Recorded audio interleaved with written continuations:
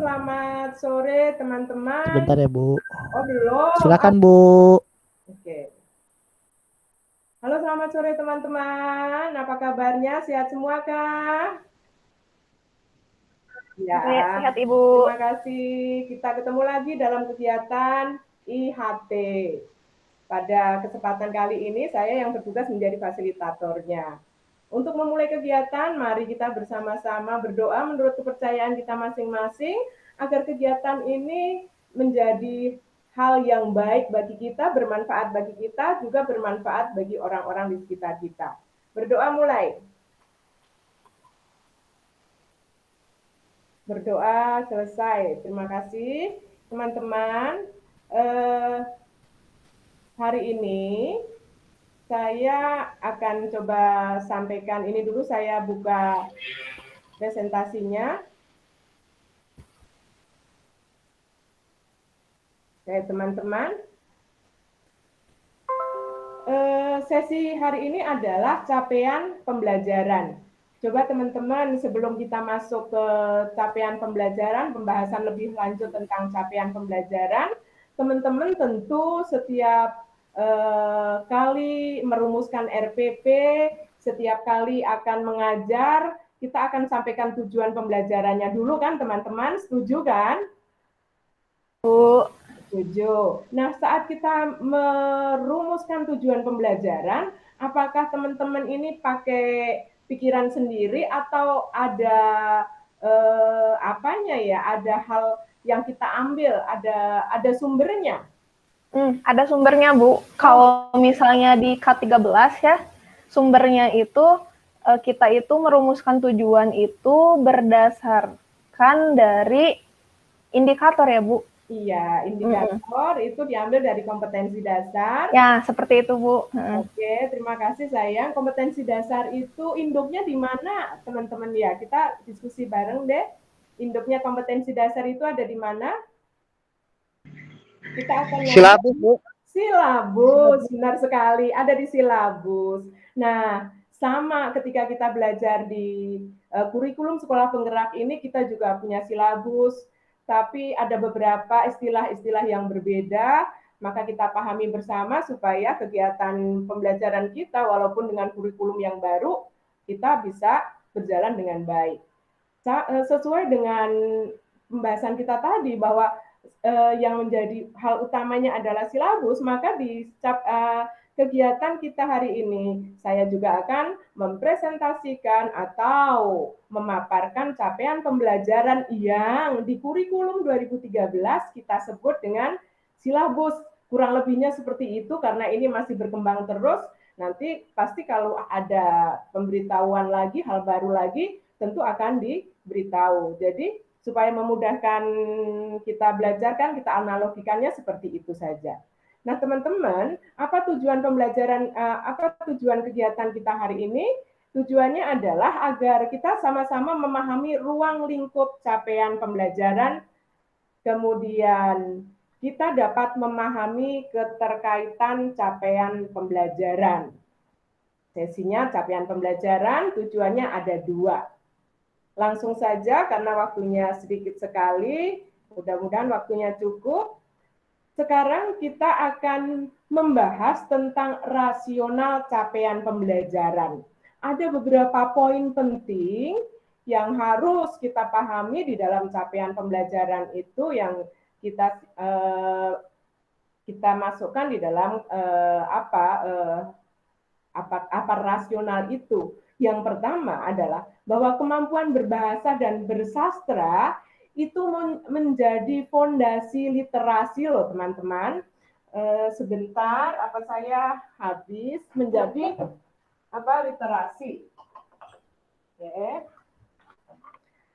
Menjadi fondasi literasi. Kita tahu dong kalau fondasi itu hal yang paling dasar yang membuat bangunan itu kuat. Nah, kemampuan berbahasa adalah fondasinya agar anak-anak dan kita mampu berliterasi dengan baik. Jadi betapa pentingnya pelajaran berbahasa dan bersastra agar anak-anak kita atau kita juga menjadi orang-orang yang literat, yang mempunyai keinginan belajar seumur hidup yang mampu menerjemahkan berbagai literasi.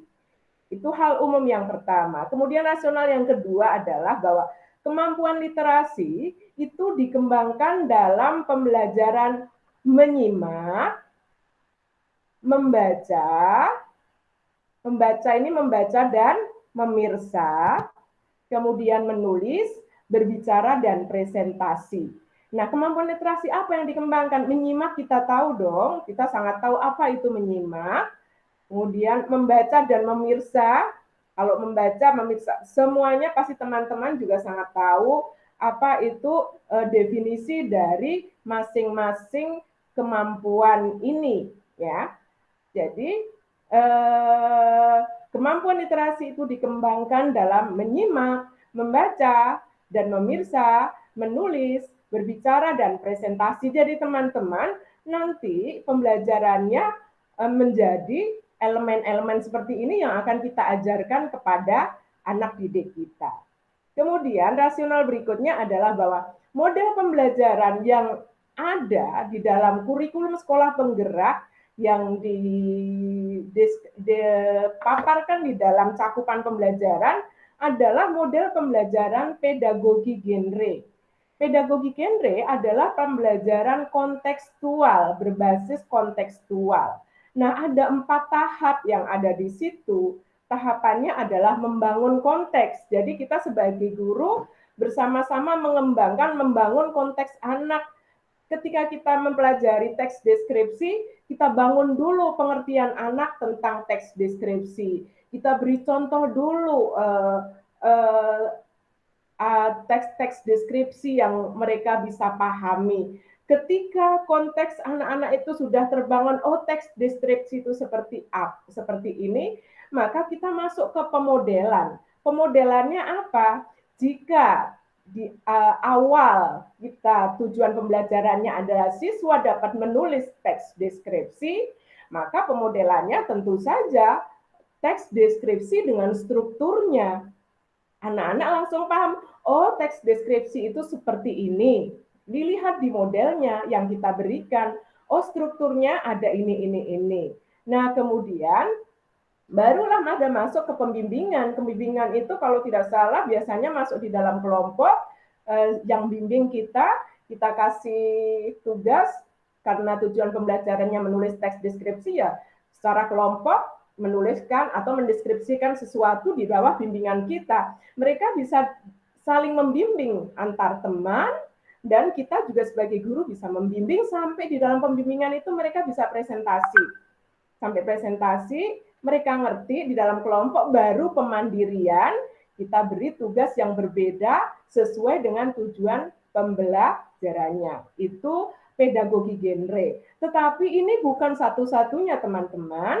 Teman-teman bisa mengembangkannya dengan teknik-teknik pembelajaran yang teman-teman sukai, yang dirasa cocok sesuai dengan kebudayaan masing-masing daerah. Kemudian teksnya tetap yang diajarkan berbasis teks, genre teks, tetapi teksnya bukan hanya 1 atau 2, ternyata harus kita pahami bahwa ini adalah multimodal. Multimodal itu baik teks visual, baik teks yang dibaca, baik poster, kemudian infografis dan sebagainya, itu mereka harus paham. Kemudian pembinaan dan pengembangannya akan membentuk profil remaja Pancasila. Teman-teman, kita lanjut sekarang. Apa yang harus kita tuju? Tujuan pembelajaran bahasa Indonesia tentu saja ya tadi bermuara ke apa tadi teman-teman? Coba, jangan-jangan tidur nih. Muaranya kemana tadi profil remaja Pancasila? Saya masih sendirian nggak ya? Profil pelajar Pancasila. Profil pelajar Pancasila. Profil pelajar Pancasila ya. Ya ada santun. Ya selain itu membentuk akhlak mulia itu bagiannya. Kemudian santun. Kemudian mempunyai kemampuan berbahasa yang sangat baik, berliterasi, peduli dan sebagainya, ini masih banyak lagi. Terus teman-teman, apa karakteristik dalam pembelajaran bahasa Indonesia yang dituangkan di dalam cakupan pembelajaran. Yang pertama, karakteristiknya adalah bahwa pembelajaran bahasa Indonesia mencakup kemampuan reseptif, yaitu ada 3, menyimak, membaca, dan memirsa. Dan kemampuan produktif, yaitu yaitu berbicara, presentasi, dan menulis. Nah, kemudian pelajaran bahasa Indonesia juga membina dan mengembangkan pengetahuan literasi.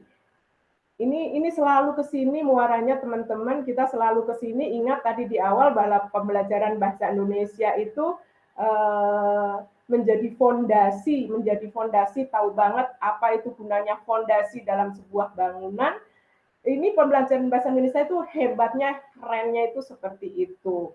Nah, mengembangkan pengetahuan berliterasi. Salah satu pengetahuan literasi yang bisa dikembangkan anak-anak ketika musim pandemi ini adalah ya, mereka tidak tahu juga, tidak tahu juga bagaimana mengunggah tugas atau file di Google Classroom. Nah, apa yang mereka lakukan?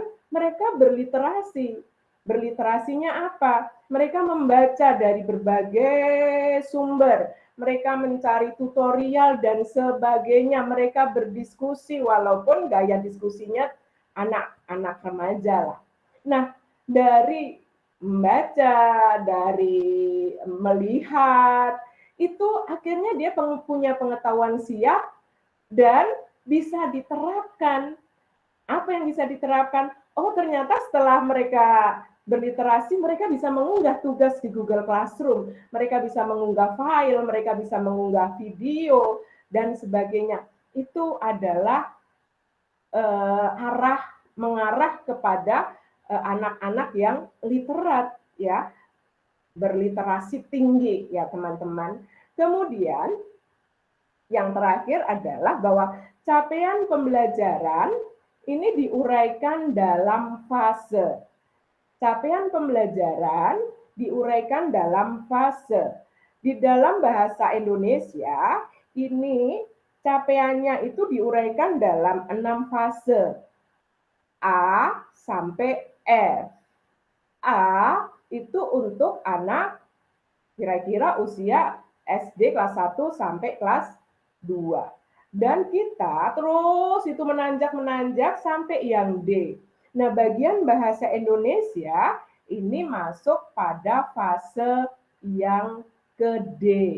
Jadi, untuk kelas 7, kelas 8, kelas 9. Dan seperti yang tadi bahwa masing-masing fase itu pembelajarannya masuk dalam elemen-elemen yang membaca, memirsa, dan sebagainya. Membaca, ada berapa tadi? Coba masih ingat tidak, Bu Fitri? Ada berapa tadi elemennya? Ada berapa? Bu? Ya. Apa, Bu? Tidak terdengar jelas, Bu. Elemen-elemennya. Tadi kan ada beberapa fase. Kita masuk fase D. Iya. Fase D. Kemudian pembelajarannya dibagi dalam 4 elemen ya. Iya, Bu. Menyimak, membaca dan memirsa, ya Bu. Terus berbicara, menulis. Nah, betul sekali. Ya, benar ya Bu. Itulah teman-teman, saya selesaikan dulu, hentikan berbagi dulu. Saya balik lagi di sini. Halo, masih pada bersama saya kah? Itulah halo pemaparan masih Bu. Dan saya tentang cakupan pembelajaran dalam pembelajaran bahasa Indonesia.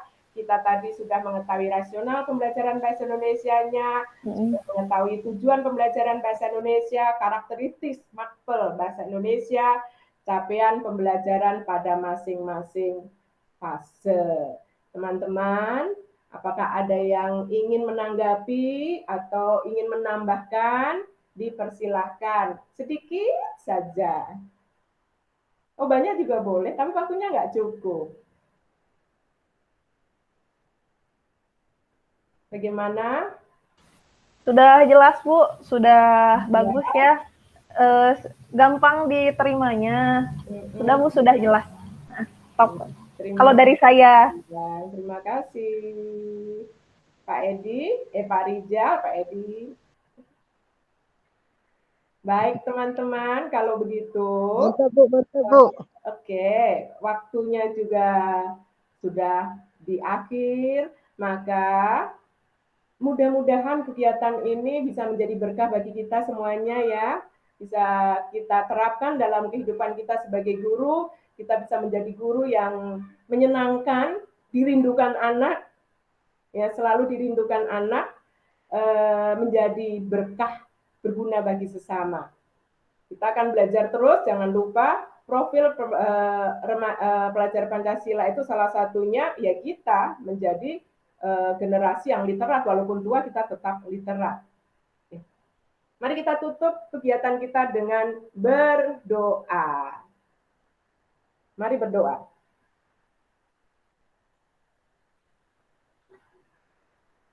Berdoa selesai. Dadah, bolehlah. Aduh. Udah ditutup. Aduh.